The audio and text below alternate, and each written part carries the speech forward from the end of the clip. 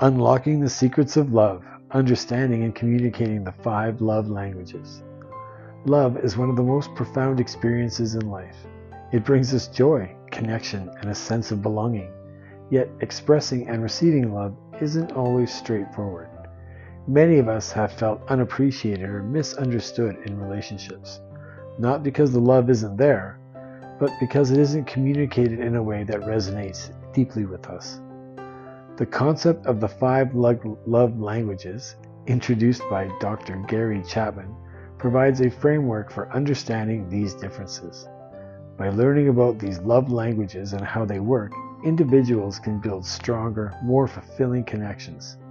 We will explore the 5 love languages and how they operate, primary and secondary love languages, how clashing love languages lead to misunderstandings, strategies for communicating and understanding love languages in relationships. If you're looking to deepen your relationships or address challenges, visit quynlay.com for support.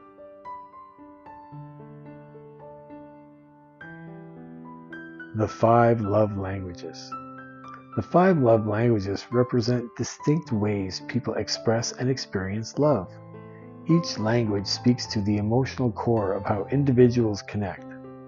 Understanding each language in detail allows for greater empathy and connection in relationships.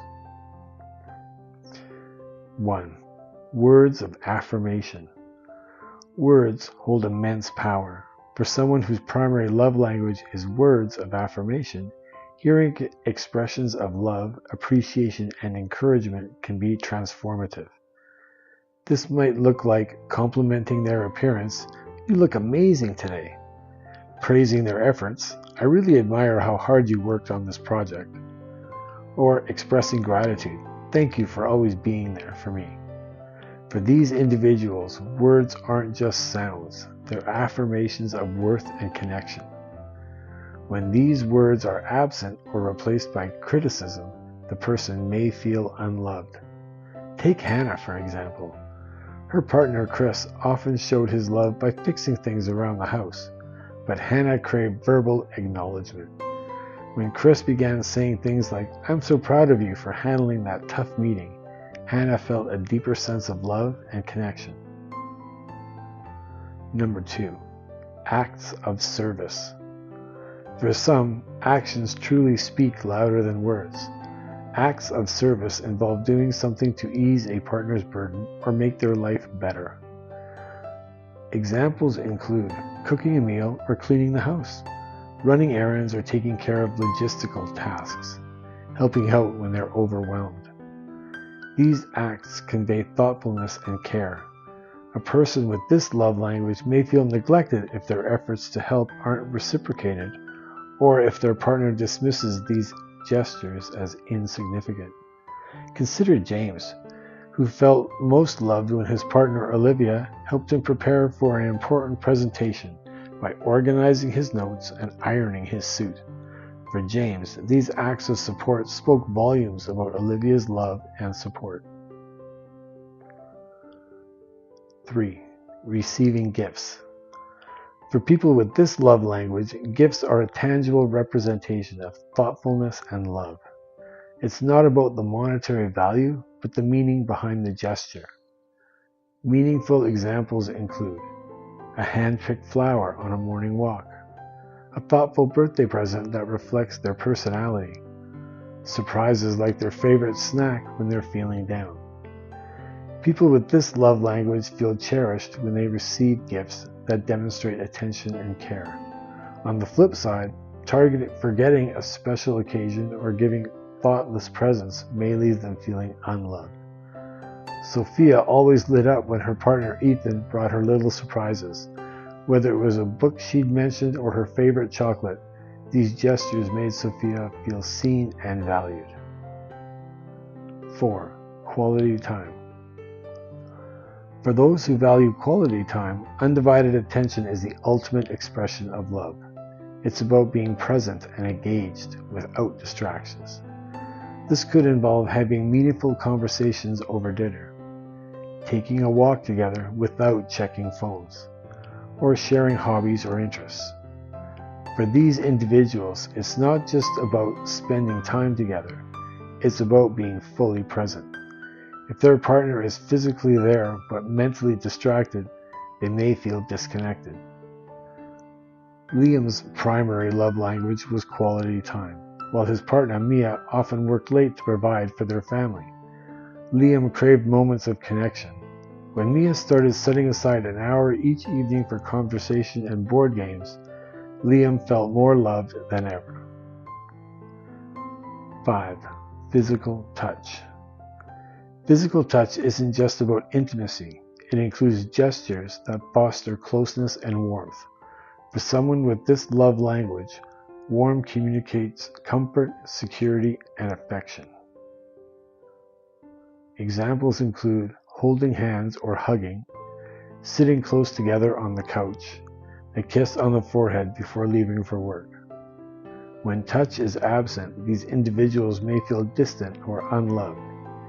Even if other love languages are expressed, conversely, small, consistent gestures of touch can strengthen emotional bonds. For Emma, a simple hug from her partner Jake could turn a bad day into a good one. However, when Jake, whose love language was acts of service, focused solely on running errands for Emma, she felt emotionally disconnected.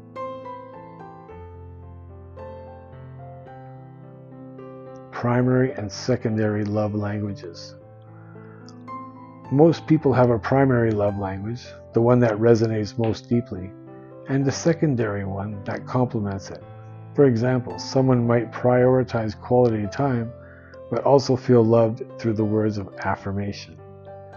Understanding both primary and secondary love languages allows couples to address emotional needs more effectively. Maria, whose primary love language was acts of service, felt loved when her partner Alex helped with household chores.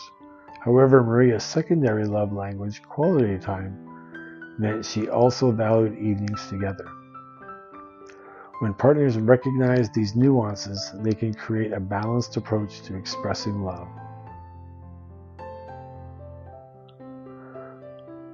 When love languages clash. Love languages often differ between partners, which can lead to misunderstandings. If one partner values physical touch while the other prioritizes acts of service, their attempts to show love may go unnoticed. For instance, imagine Emma and Jake. Emma craved physical touch, while Jake experienced love through acts of service. Emma often felt neglected because Jake wasn't physically affectionate, and Jake felt unappreciated because Emma didn't acknowledge his efforts. Clashing love languages can create a cycle of frustration. One partner might think, "I'm doing everything I can, why don't they feel loved?" While the other wonders, "Why can't they love me in the way I need?" The key to overcoming these clashes lies in communication and compromise. How to communicate your love language. Reflect on your needs. Identify what makes you feel most loved and share that with your partner. For example, if words of affirmation are important, you might say, "I feel so valued when you compliment me or encourage me." 2. Be specific. Vague requests can lead to confusion. Instead of saying, "I want more affection," try, "I love it when you hold my hand or hug me. It makes me feel close to you." And 3. Acknowledge their efforts. When your partner speaks your love language, recognize it.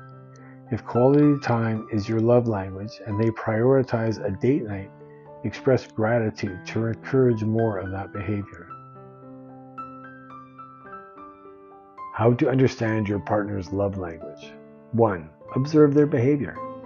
People often express love in the way they want to receive it.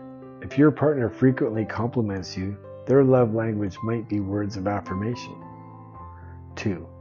Ask open-ended questions. Start a conversation with questions like, "What's something I do that makes you feel loved?" Or, "How can I show you love in a way that feels meaningful to you?" 3. Experiment.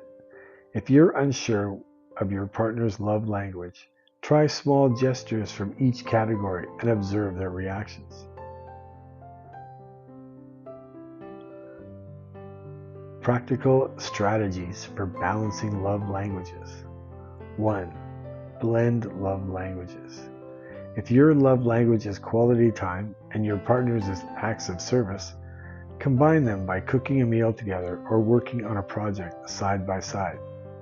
2. Create routines. Establish habits that align with each other's love language. For example, set aside weekly quality time while also performing small acts of service daily. 3. Celebrate small efforts. Recognize that even small gestures, like a thoughtful text or a quick hug, can have a big impact. Conclusion: building bridges through love languages. Love languages are a powerful tool for building bridges between hearts. They require effort, understanding, and practice, but the rewards are immeasurable. If you're ready to explore your love languages more deeply or navigate challenges in your relationship, Quyn can help. Visit QuynLê.com. Thank you for joining this conversation. Remember, love isn't just about feelings, it's about actions, understanding, and connection.